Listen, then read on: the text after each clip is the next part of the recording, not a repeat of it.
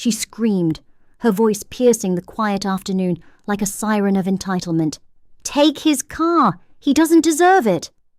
In that moment, the gleaming Porsche in the driveway became more than just a vehicle. It was a symbol of defiance against a neighborhood tyrant. As two men in ill-fitting police uniforms stormed onto the property, the air thickened with tension. The owner, stepping out from his garage, remained eerily calm, though rage simmered beneath his composed exterior. This wasn't just a petty dispute. It was the spark that would ignite a battle against hidden corruption, revealing how far one woman would go to wield power over her neighbors. The two fake officers approached with false authority, their boots thudding awkwardly on the concrete driveway. The taller one waved a crumpled piece of paper, claiming it was an official HOA order to confiscate the luxury car. Misspelled words and amateur formatting screamed forgery, but they barked orders as if they were untouchable. Karen, the next-door neighbor, stood nearby with arms crossed and a smug grin, her eyes gleaming with anticipated victory. She had ruled this suburban enclave like a dictator, enforcing arbitrary rules that bent to her whims. The homeowner's hands tightened at his sides, but he didn't raise his voice. "This is private property," he stated slowly, his tone laced with controlled fury. The crowd of neighbors began to gather, whispering among themselves, some pitying the man, others too intimidated by Karen to speak up. Her high-pitched laugh echoed, mocking his resistance. "You broke the rules with that flashy car," she sneered, insisting it devalued the community. Little did she know, her bullying had finally targeted the wrong person. As the shorter imposter moved toward the Porsche, keys in hand, the tension escalated. Karen clapped her hands impatiently, urging them to hurry. The neighbors shifted uneasily, sensing something off about the whole scene. The homeowner folded his arms, a faint amusement crossing his face despite the boiling anger inside. This confrontation was about to expose the cracks in Karen's reign of terror. Staring directly into the fake cop's eyes, the homeowner's voice dropped to a low, dangerous timbre. "You're not real law enforcement," he declared, challenging their charade. The imposter smirked, hand hovering over a cheap prop gun, daring him to intervene. Karen, emboldened, screamed for them to tow the car and fine him for resisting. Her control over the neighborhood had been unchallenged for months, built on intimidation and fabricated rules. But the homeowner remained unflinched, tilting his head almost playfully. "Karen, you have no idea who you're messing with," he said calmly, loud enough for the growing crowd to hear. She rolled her eyes, dismissing him as a nobody flaunting wealth. Leaning in, his whisper made her face pale. "Funny thing about the law, I am the law." With that, he pulled a leather badge holder from his pocket, flipping it open to reveal the golden star of a U.S. Marshal. Gasps rippled through the onlookers as Karen stumbled back, her smug expression crumbling. The fake cops froze, their bravado evaporating like mist in the sun.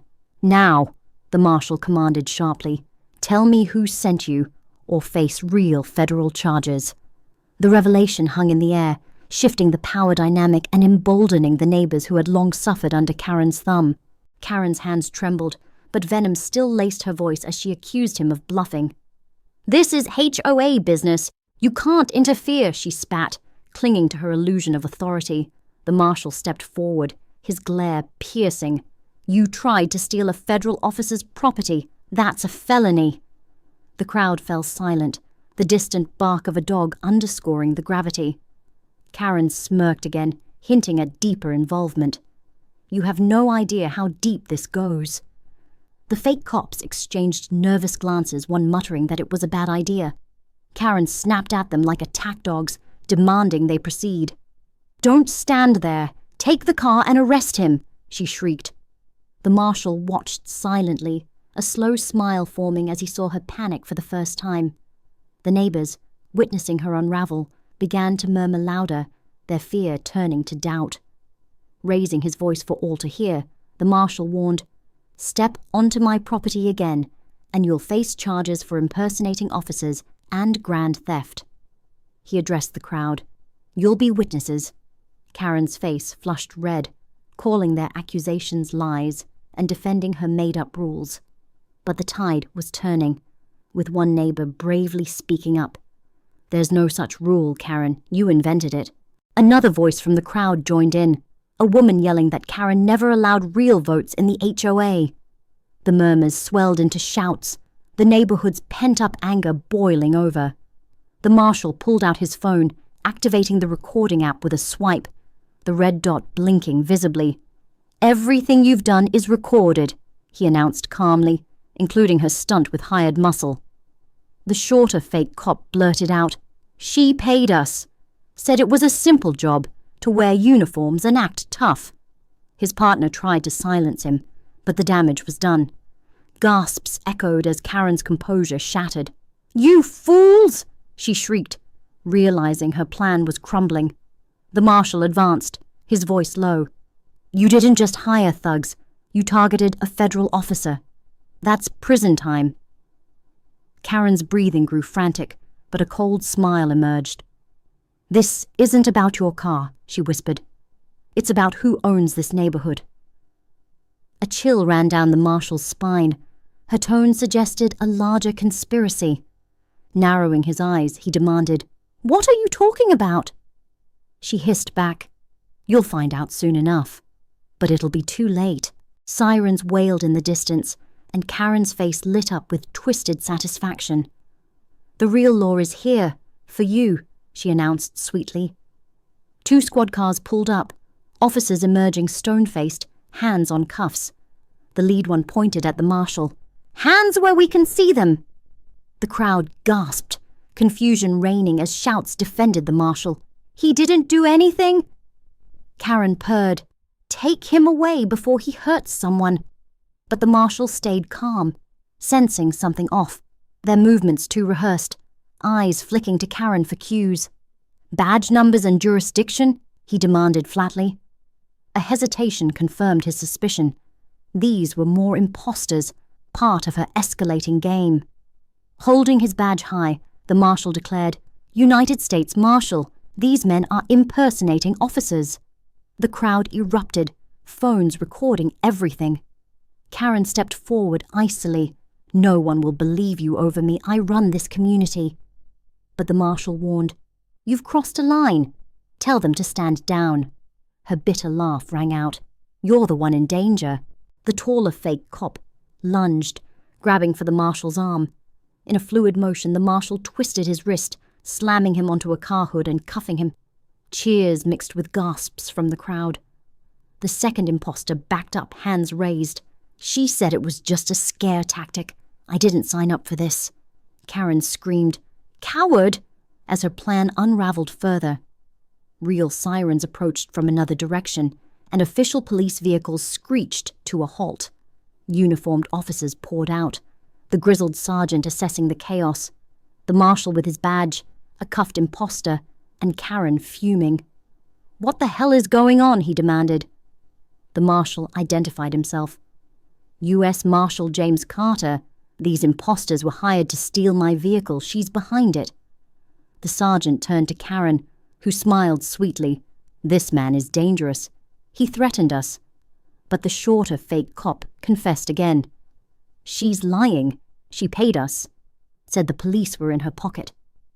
Eyes swung to Karen, her fury exploding as she lunged, only to be restrained and cuffed by real officers. Even in cuffs, Karen laughed wildly. "You think this ends with me? You have no idea who really owns this neighborhood. They'll come for you." Her words chilled the marshal. This wasn't a lone tyrant, but a network of corruption. The sergeant approached grimly. "We'll book her for fraud and conspiracy, but there's a trail. Payments, connections to higher-ups. Someone powerful protects her." The marshal clenched his fists. "She's a pawn. Figures she couldn't plan this alone." Karen overheard, smirking. "Pawn? I'm the face. The real owners don't play by rules." He demanded names, but she chuckled. "By the time you realize, they'll have taken everything." As she was shoved into the squad car, her poison words lingered. The crowd dispersed, buzzing, the marshal scanning faces. "This neighborhood belongs to you, not tyrants." he addressed them. "If they fight, they'll go through me." Cheers erupted, but he knew the war began. The sergeant suggested locking down the area. "You think they'll return?" The marshal glanced at Karen's dark house. "I know they will." As night fell, the marshal stood alone in his driveway, the untouched Porsche a reminder of the day's absurdity. But his mind raced with questions. Who were the real owners Karen mentioned? Payments and calls hinted at a syndicate using HOAs as fronts for control, perhaps real estate manipulation or worse. Neighbors, empowered by the events, began sharing stories of Karen's past abuses, fines for minor infractions, threats to evict dissenters. He recalled his own path to becoming a marshal, years in law enforcement, chasing fugitives, uncovering grafts. This suburban skirmish felt personal, echoing cases where corruption hid in plain sight. The recording on his phone was gold, evidence to launch a federal probe. But Karen's warning gnawed. "They'll come for you." Vigilance was key. He couldn't let his guard down. The sergeant returned with updates. The fake cops spilled more, linking Karen to anonymous wire transfers. "This could blow wide open," he said. The marshal nodded, resolve hardening. For the neighbors, this was liberation. For him, a new mission to dismantle the shadows pulling strings. The next morning, the marshal met with emboldened neighbors in a makeshift gathering at the community park. Stories poured out. Karen's rigged elections, secret fees funneled elsewhere, alliances with shady developers. One elderly resident recounted losing a garden to her beautification rules. Another spoke of anonymous threats. United, they formed a watch group, vowing to reclaim their HOA. The marshal shared tips on spotting fraud, check documents, record interactions, report anomalies. His presence inspired confidence. A young family thanked him for standing up when they couldn't. But whispers of retaliation lingered. Strange cars spotted at night. Anonymous calls. He advised caution, installing cameras himself as a model. Deeper digs revealed Karen's ties to a real estate firm with questionable practices, buying properties cheaply through intimidation. This wasn't isolated. Similar stories emerged from nearby communities. The marshal contacted federal colleagues, building a case file. The fight was expanding, turning personal vendetta into systemic justice. Days later, clues surfaced. Encrypted emails from Karen's seized devices pointed to a consortium of investors using HOAs to gentrify areas, displacing residents for profit. The real owners were faceless executives laundering money through community fees. The marshal pieced it together during late-night reviews, coffee fueling his determination.